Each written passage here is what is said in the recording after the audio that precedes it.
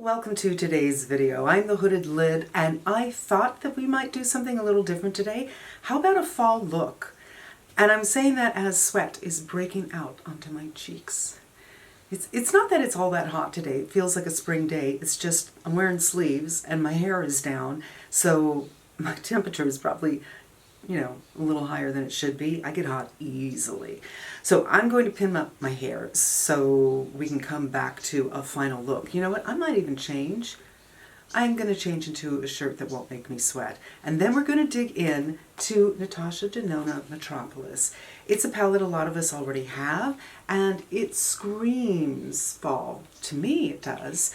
I bought this when it first came out, and it made me cry. I could not work with these.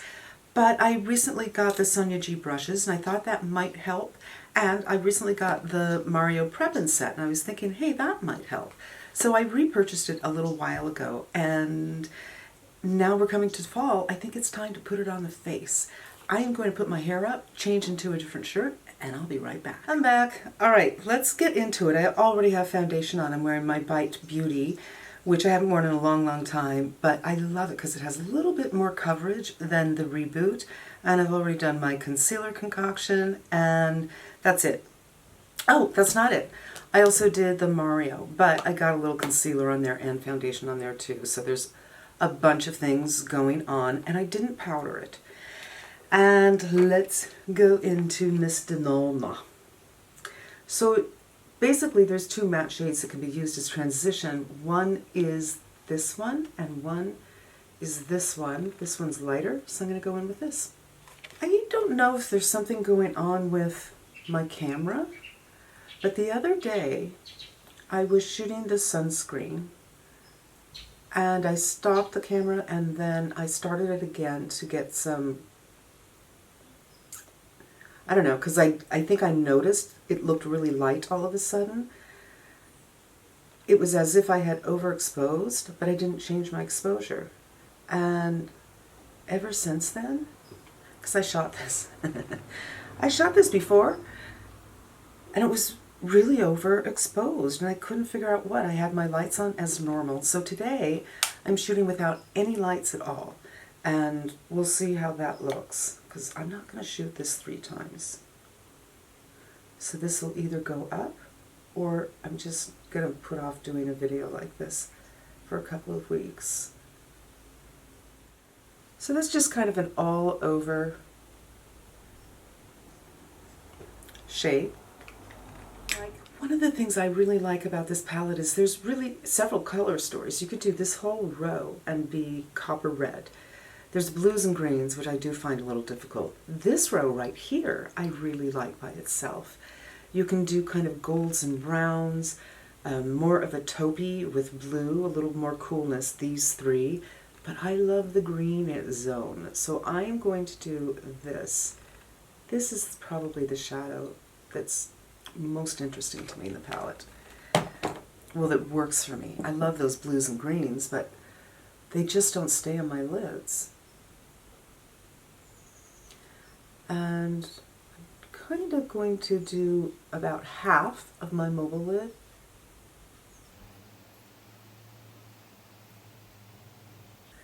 And then open the eyes, and you can see, you can't see any of the green. So I want to bring this up and pull it out a little bit to give me a little shape. So my eye is almond, if you look just at my eye, but the hood falling at the end makes the center look longer and this look lower, giving it a rounded shape, and I want to pull out a little bit to go back to the almond. So I'm doing the same color, but I'm doing it with a different brush, a brush I can be a little more precise with, because I don't want a huge eye. You know what I mean? I don't want color all the way up to the brow. And I have my eyes open so I can see what is going on. And use the light hand because the color is on the darker side. And now I want to pull about. So this is the high point. I want to pull about to the same area. So I'm just going to dot it and mark it. I don't want to go too far out, like to the end of the brow, because that will pull everything down.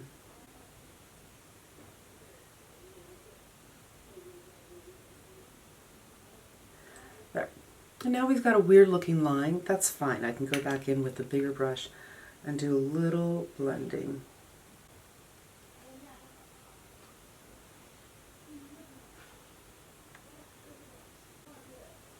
But again, when I get to here, I'm not going to color this all the way, because that, when the eyes are closed, it's going to pull down here. I don't want to go past this area, but I do want it to not look so strange. So I'm just going to pat it a little bit. Next eye.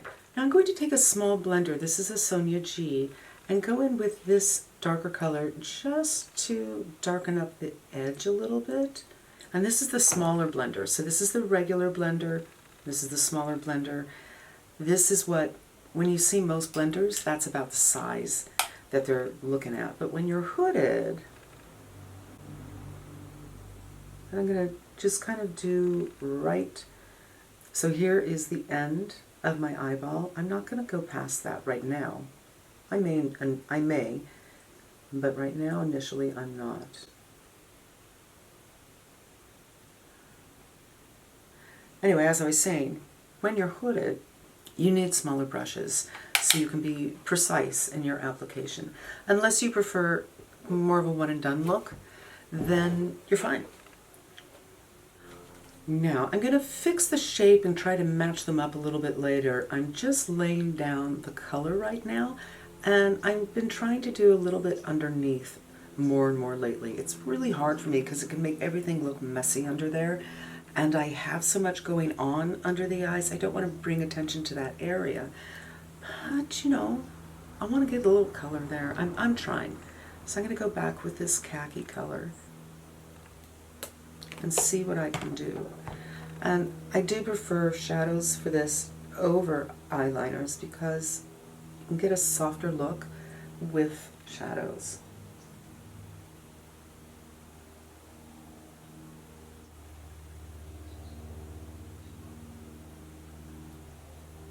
And I'm pretty much focusing on the outer third, or right under the white of my eyes. I find that if I pull it in too far, it makes the eyes look smaller. And now I'm going in with a blender. I think this, oh, I thought it was a Hakuhodo, but it's not. So this is another brush similar to this, but a little bit fluffier. And it's not ideal, actually. I wish I had another brush like this to do blending out. I have this Hakuhodo. I think I'm going to do this one instead, just because it's a little more tapered, and I don't want to bring the look too high up. I just want to diffuse the edges. And I'll do it with a really light hand, and I'll take my time with it. Same thing over here. I'm fine with the shape for the most part, but I don't want a hard edge. Now, there are a couple of other colors in this palette that I could pull to, like this one and this one. So I'm going to take this one and do the inner third. And you could do this with your finger, but I'm a little bit of a fat finger queen, so I'm going to do it with a brush. And I'm not going to go too far in because I want to do another color on the inner corner. And now the same brush I did the liner with, I want to go into this shade, which is so pretty. But I find on me, I don't like it on the lid. First of all, things on my lid tend to travel up to my hood.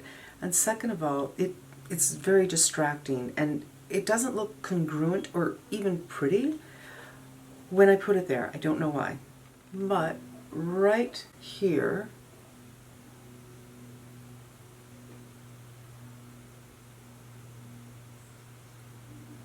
just a little bit of that.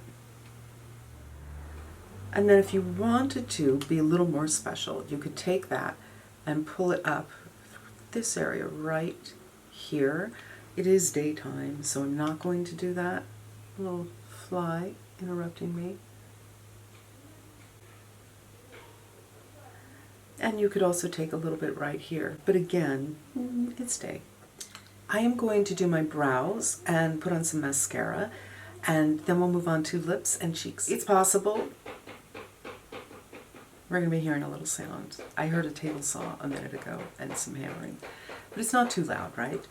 I have done my brows, I have done my lashes, and let's do some blush. This is She's So LA, and it's Patrick Ta, and I want to do the cream, because for this look, I think I just want to be kind of neutral, because we're not in the depths of fall, right?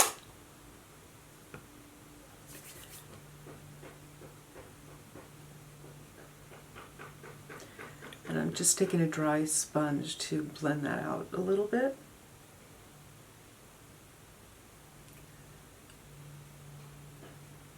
And now I'm going to do a little lining of the lips. It's not something I do very often because my lips are hard to line. They're quite uneven, and unlike other people who have uneven lips who are able to line them to even them up, I can't. It has something to do with my vermilion, because it would require me drawing above my vermilion just in one place, or really not really above my vermilion, because I could draw above my vermilion and it would be fine. It's like at my vermilion, hard to explain. And I'm going to go in with, actually, I'm going to swatch these for you because this is a limited edition, and I think I found something very close. And then this is Dolce Vita from NARS, and I do think that they're very similar. So if you already have this, you might not need this, but I'm going to keep it anyway because it's a little bit different. And that's about it, you guys. I want to turn on the lights so you can get a different view of what the colors are looking like, because there's something a little weird going on with my camera, but I think it's a really nice soft fall look, or transition into fall look, using those khaki colors that I love so much, and using the Metropolis palette, which I had so much problems with. So much problems, I don't think is correct. So many problems with when I bought it last fall, and I'm giving it another try. Although I have to say, I never had a problem with these colors. It was this color, this color, this color, this color, this color that would not stick onto my lid. So if you want to see me approach these colors, let me know, and I will. And I also, I know the sale's coming, you guys. It's starting, I think, on the 20th. It's all over the place, I'm sure, but the sale's coming up. Rouge starts first, as always. Rouge is 20% off. And yes, there are new things that maybe you want to consider getting, but there might be some things that you never got that are limited editions, but they're still around, that you might want to get. So maybe this will be a little helpful for you for figuring that out. But let me change the lights one time so you can get another idea of this look. Be right back. Okay, you guys. It looks so much better now. I regret that I didn't do this with the light on. It's just that when I sat down and turned on the camera, it wasn't very dark, and I couldn't figure out what was going on. I looked even a little overexposed, and I thought, well, turning on a light is going to make it even more overexposed, but I think what it did was it just kind of balanced the light. And I should know this by now. I'm a logical person. It totally makes sense, but sometimes the camera is a mystery to me. This is my fall look, transitioned into fall, and I think it's easy enough to take during the day. It's not too much, but it's not enough. If you want to do something else, you could go in with a powerful lip, like this is, I think this is Sammy from Natasha Denona. A little bit darker, but it smells like frosting.